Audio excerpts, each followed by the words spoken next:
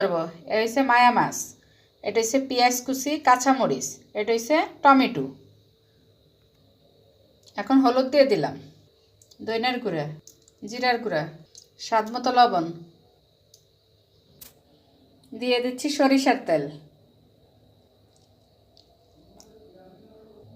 এখন সব কিছু দিয়ে মাখিয়ে নেব।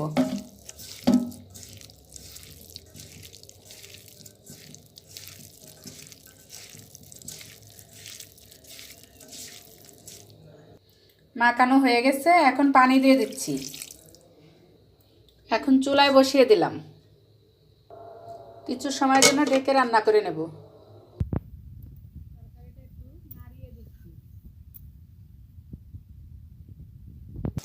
রান্না হয়ে গেছে, ধনিয়া পাতা দিয়ে নামিয়ে নেব। রাত্রে মাছ চচ্চড়ি দিয়ে মজা করে ভাত খাবো।